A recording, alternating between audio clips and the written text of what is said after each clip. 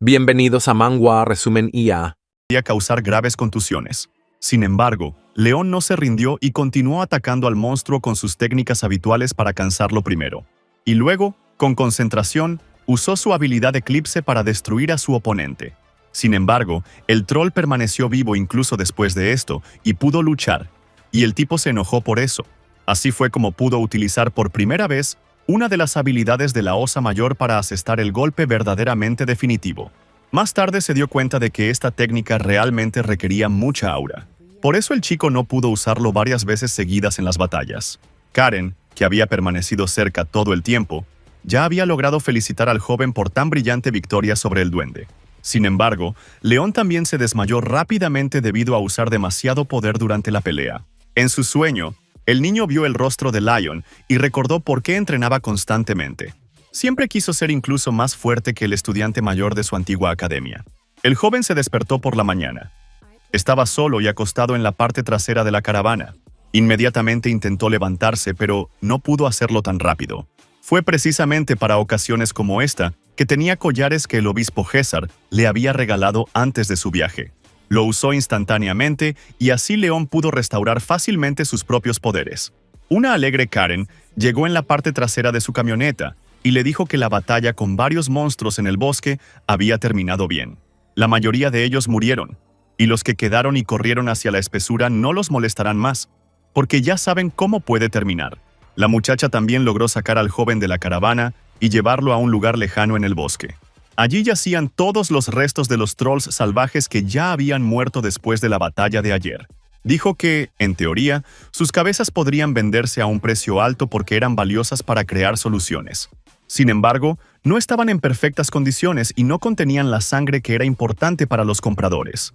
Por eso, conseguir una gran suma de dinero por ellos ya no era tan posible como en el mejor de los casos. El jefe del gremio se acercó a ellos y les dijo que había muertos y heridos de la batalla anterior. Pero no había necesidad de preocuparse por ellos. Con el tiempo serían atendidos de la mejor manera posible.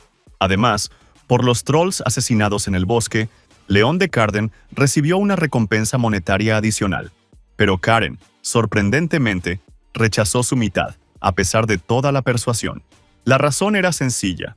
Creía, como en su infancia, que esa generosidad acabaría siendo recompensada con su propia fuerza.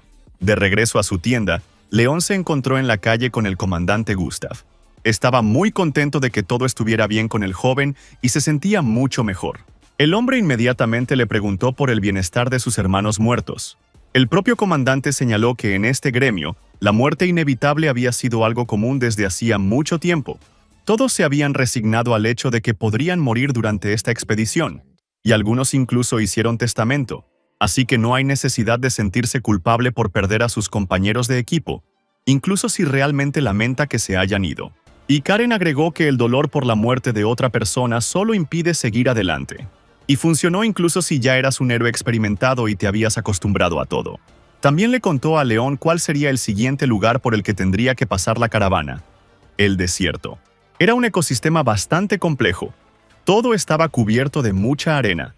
Afuera hacía calor y el desierto también estaba habitado por diversos monstruos con los que conviven los nómadas.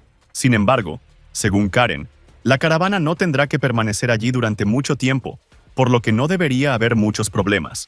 León se alegró de que el Cid hubiera regresado para entonces, porque ya lo había extrañado durante sus viajes.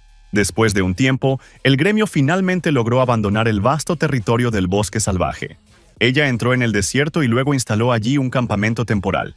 Mientras todos los demás viajeros se relajaban afuera, León buscaba un mapa en la parte trasera de su camioneta, que obviamente estaba bien escondido. Sin embargo, justo en ese momento, la ya familiar El Cid apareció de la espada inactiva. Al instante se encontró frente al asombrado muchacho, como ya le había sucedido antes, en el momento del penalti. León se asustó al principio por este desarrollo de los acontecimientos, porque el espíritu de la espada apareció de manera tan inesperada. Inmediatamente dijo que tenía tiempo para lamentar el haber perdido su aparición durante tanto tiempo. El Cid se sorprendió por esta actitud hacia sí mismo y por eso se sintió ofendido por el joven. Durante su juventud, un mentor debía ser tratado con respeto, aunque el propio Rodrigo no tenía ninguno. León rápidamente le contó al espíritu de la espada todas las interesantes aventuras y nuevos amigos que habían sucedido durante su ausencia. Lo más sorprendente fue que el ex asesino en serie era el compañero del joven. Sin embargo, León logró convencerlo de que efectivamente se podía confiar en Karen. La consideraba un buen miembro del equipo, ayudando con diversas tareas y entrenando al joven. Aún así, lo que más le interesaba a El Cid era si las características físicas y mágicas del niño habían mejorado durante este largo periodo de tiempo. Juntos, inspeccionaron el sistema actualizado y vieron que las habilidades de León habían alcanzado un nivel aún más alto que las de León. Al principio, el espíritu de la espada no podía creer que el tipo hubiera logrado alcanzar tal dominio de las habilidades en tan poco tiempo. Sin embargo, lo que más le sorprendió fue el hecho de que León ya dominaba casi a la perfección una de las técnicas de la Osa Mayor, y señaló que esto sucedió porque el Cid pudo mostrarle la actuación mientras dirigía su cuerpo. Durante el largo viaje de la caravana, el espíritu de la espada al principio no pudo comprender durante mucho tiempo por qué todos estaban en el desierto.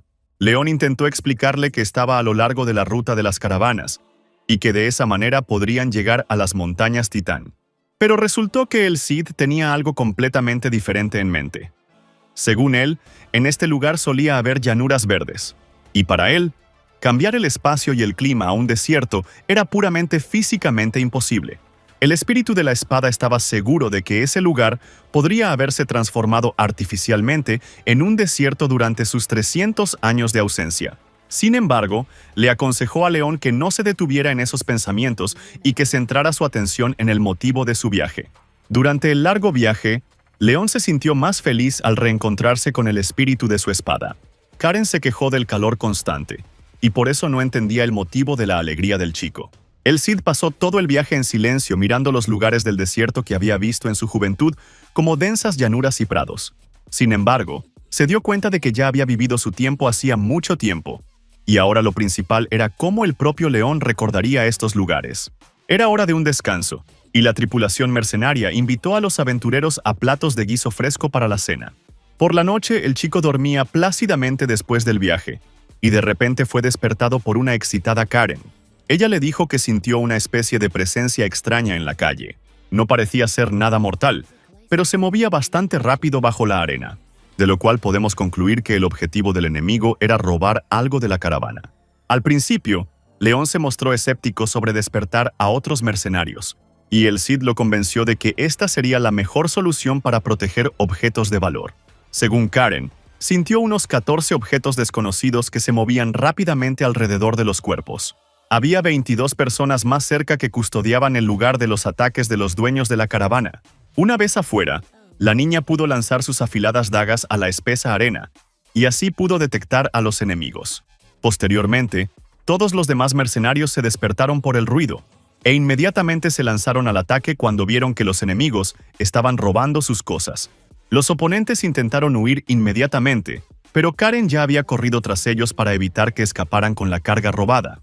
La muchacha intentó nuevamente lanzar su daga, pero uno de los hombres logró detenerla con una sola mano. León dudaba si debía utilizar sus habilidades de Osa Mayor ahora. Sus enemigos parecían demasiado comunes como para utilizar esta técnica contra ellos. El Cid dijo que es normal dudar de algo porque solo debes hacer lo que tú decides por ti mismo.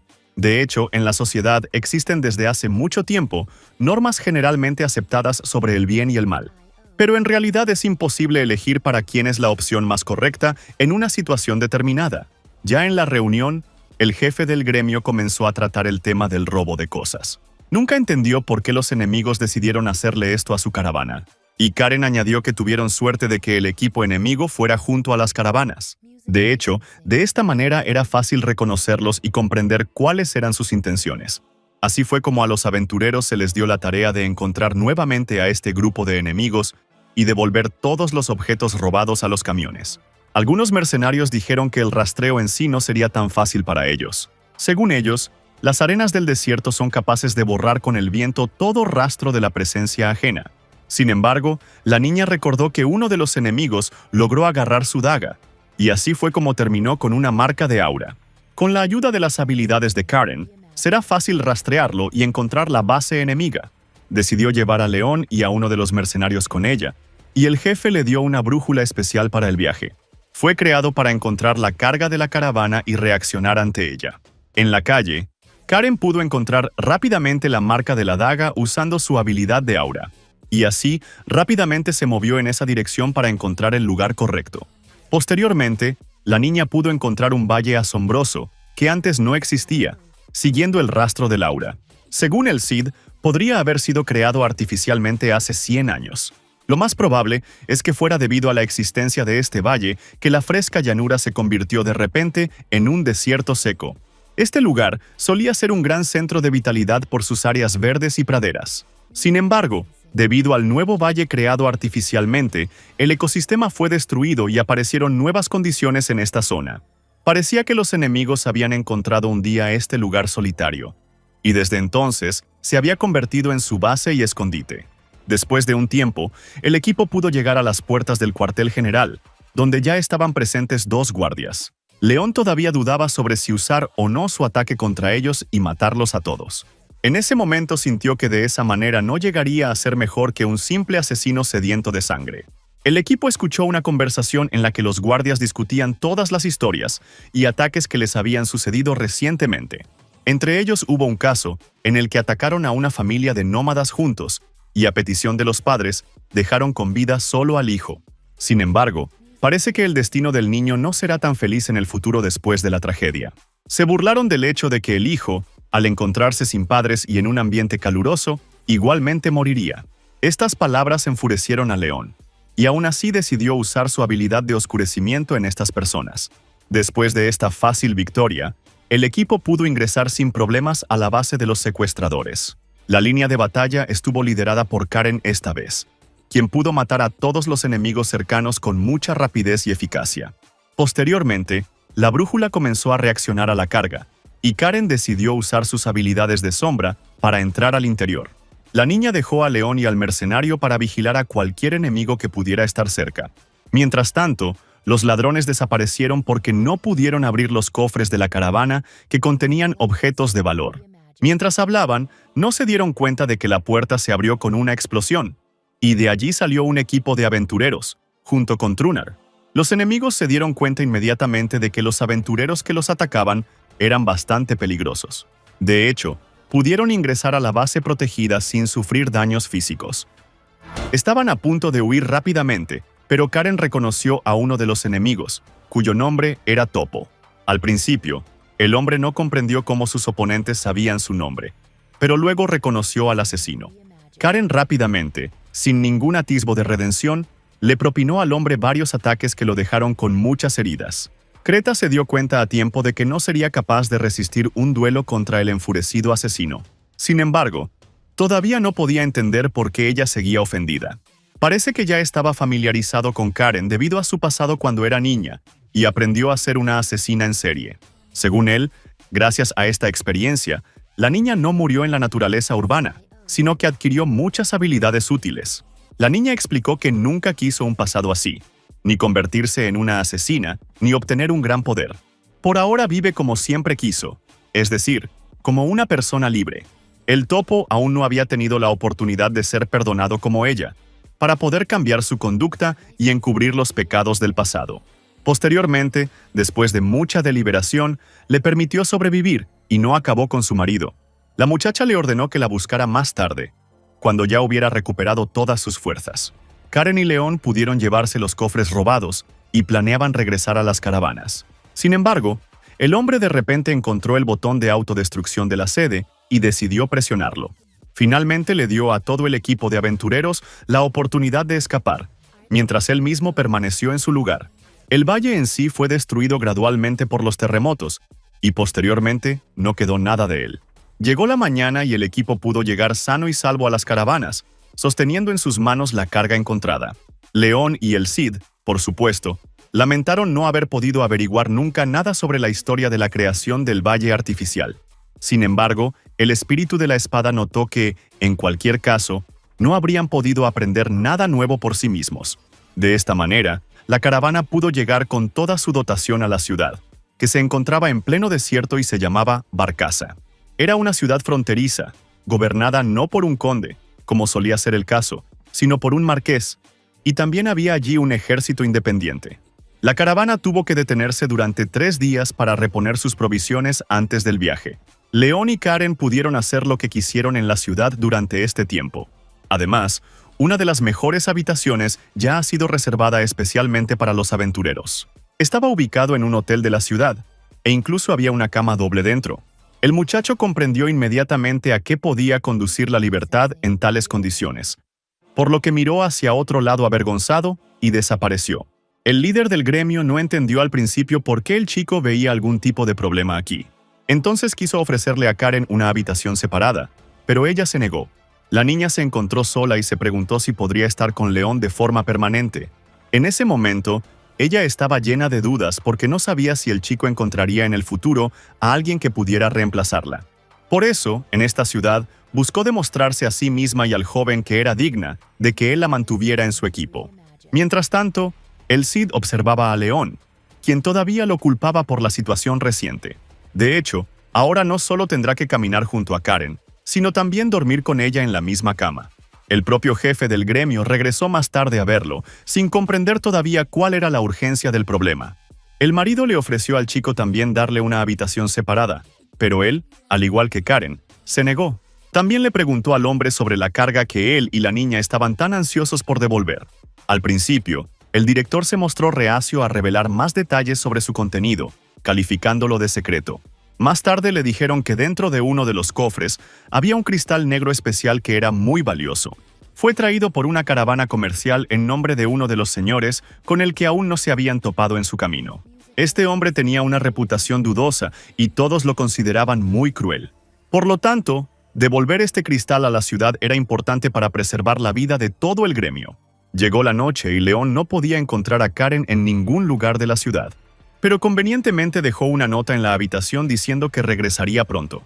Gustav, aprovechando esta oportunidad, decidió invitar al chico a la taberna de la ciudad.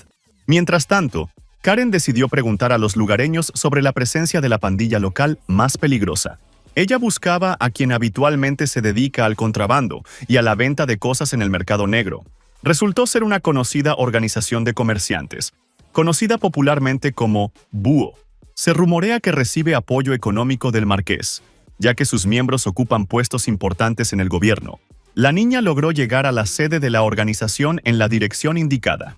También recordó una conversación con León, donde le explicó todos los secretos de los grupos secretos.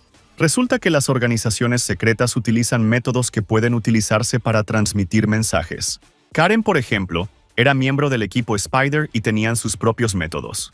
Para intercambiar mensajes era necesario visitar una funeraria, y luego la persona que deseaba hacerlo debía colocar todo el contenido de su petición en un ataúd especial. Por lo general, las organizaciones no se preocupan tanto por compartir información. La mayoría de las veces utilizan ilusiones ópticas para esconderse, como lo hizo el búho. Sin embargo, Karen ya había estado en ese lugar antes, por lo que pudo pasar fácilmente por la puerta ilusoria. Ella caminó dentro de la sede misma, pero sus movimientos no pasaron desapercibidos. La muchacha vino aquí para comprar información a la gente sobre el feudo de uno de los condes, Rubén. Sin embargo, el hombre puso un alto precio por este conocimiento, 800 monedas de oro. Karen decidió preguntar si era posible hacerle un descuento. Ella ofreció su propia información a cambio, y el precio se redujo en 100 monedas de oro. La muchacha tampoco quedó satisfecha con este descuento, por lo que reveló la identidad del hombre que estaba detrás del mostrador. Resultó que se trataba efectivamente de uno de los mayordomos del marqués de la ciudad de Barcasí. Se dio cuenta de que estaba ante una persona influyente y temía que pudiera vender información sobre él. Por eso aceptó bajar el precio por el conocimiento sobre el conde, y Karen pagó 260 monedas. En la taberna de la ciudad, Gustav, junto con los otros mercenarios, animó a León a beber su bebida alcohólica hasta el fondo. La señora del bar les preguntó a dónde iban a ir, y resultó ser el ya conocido feudo de Rubén. La muchacha se sorprendió tras estas palabras, ya que últimamente la gente ha estado evitando este lugar. Esto sucedió debido a los rumores de que un verdadero vampiro había llegado recientemente a esta ciudad. Esta es una criatura con gran inteligencia, poseedora de diversas habilidades mágicas e inmortalidad. También son capaces de beber sangre humana y no todos sobreviven a los encuentros con estos monstruos. León quedó encantado con estas palabras y no podía esperar para conocerlas. Pero no sabía qué era mejor: exterminarlos a todos o intentar resolver la situación mediante negociaciones pacíficas.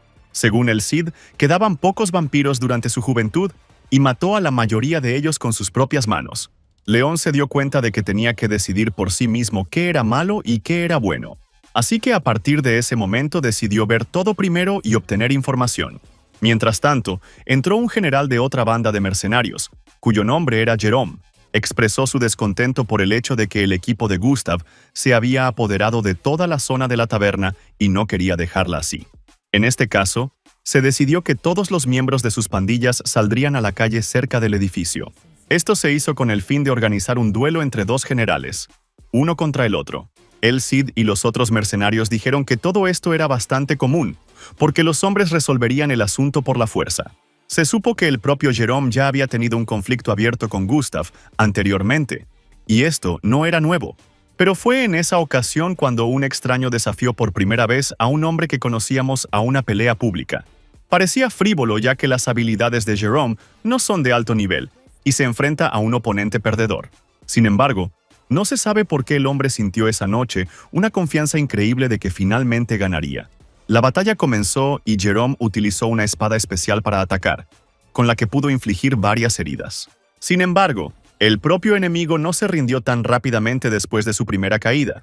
En respuesta, utilizó las habilidades de su aura de atributo de acero, y Jerome usó el atributo de hidrógeno. El amigo de León no quería continuar el duelo, porque según las reglas, uno de los duelistas debe morir. Pero Jerome cambió repentinamente su apariencia y luego desapareció instantáneamente de la vista. Es cierto que su presencia estuvo oculta a los espectadores de la pelea solo por un corto tiempo. El hombre atacó a Gustav desde arriba, causándole aún más heridas. Él ya estaba tendido en el suelo, y los ayudantes de Jerome también cambiaron su apariencia y se movieron hacia el cuerpo debilitado. El Cid se dio cuenta de lo que estaba pasando, y le pidió a León que iluminara a los mercenarios con la espada sagrada. Esto posteriormente cegó a los hombres y, sorprendentemente, comenzaron a desmoronarse instantáneamente. Resultó que ya no eran hombres comunes y corrientes, sino Dhampirs. Era un cruce entre humanos vivos y vampiros inmortales. Se vuelven más fuertes por la noche, pero pueden ser vencidos con un arma de plata y un aura de atributo solar. Jerónimo reveló que no actuó por voluntad propia, sino que fue la raíz del mal que lo controlaba a él y a sus semejantes. Nombró al conde Rubén, cuya ciudad era la siguiente parada de la caravana comercial. Después de estas confesiones, los pensamientos de León ya estaban centrados en diversas teorías sobre las intenciones del conde.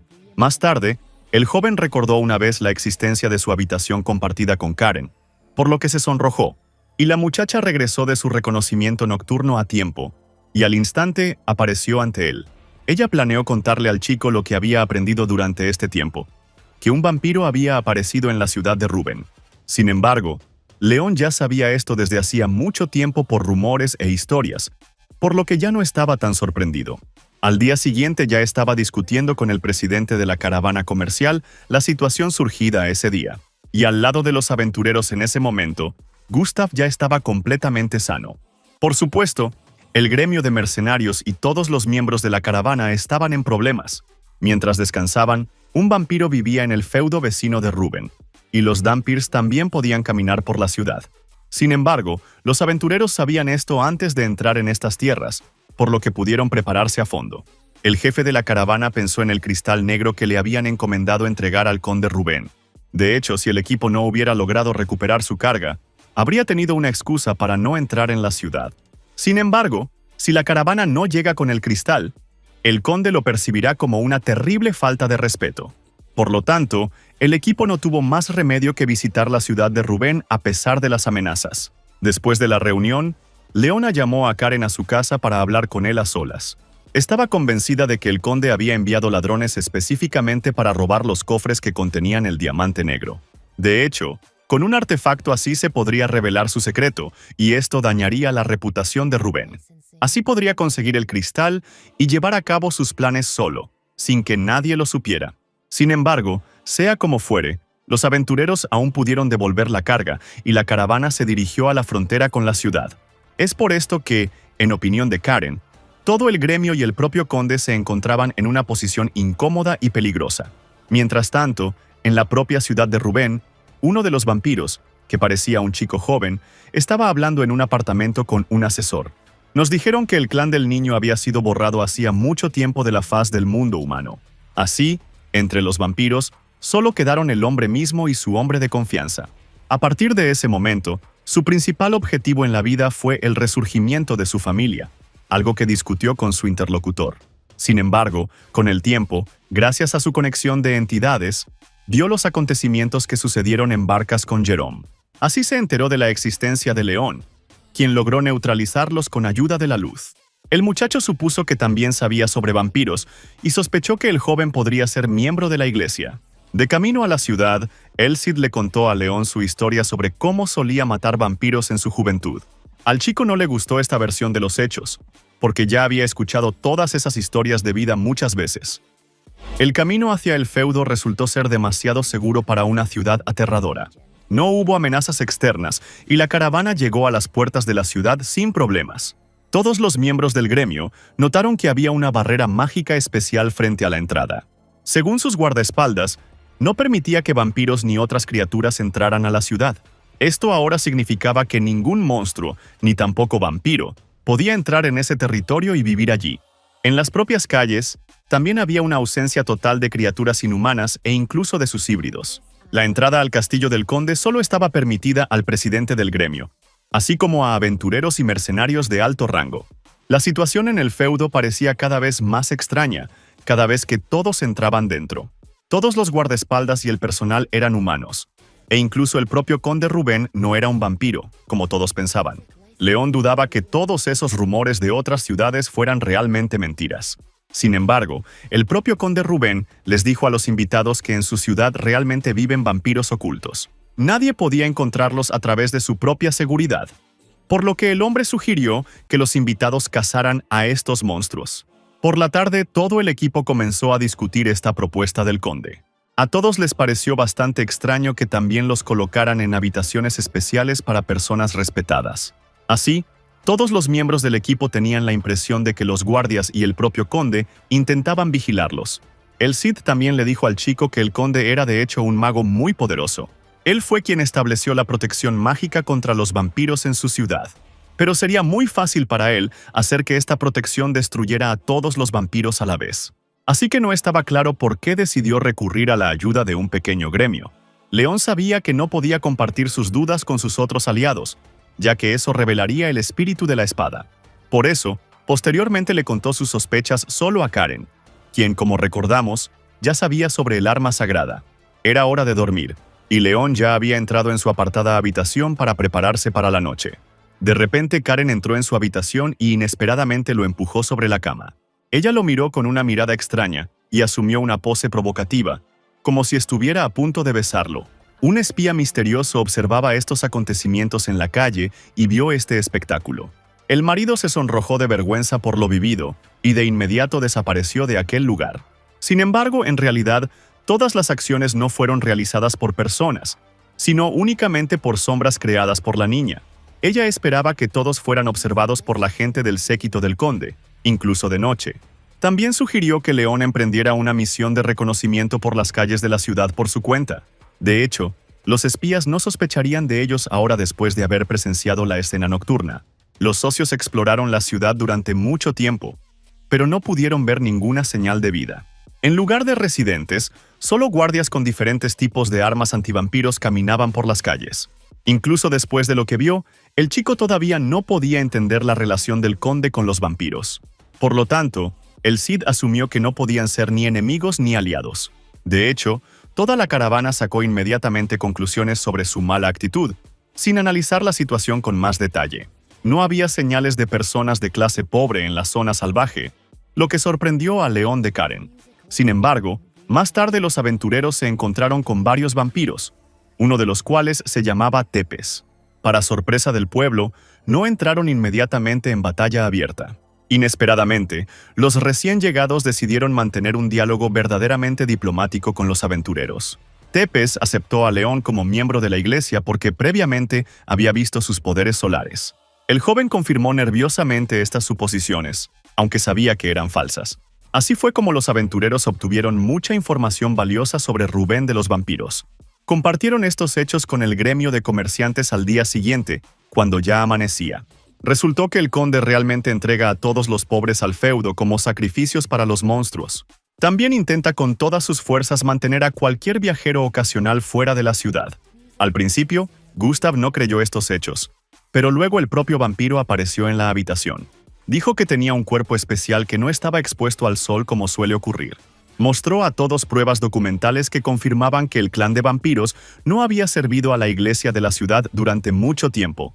Hace 300 años, algunos de los vampiros se unieron al rey demonio y fueron destruidos por el gran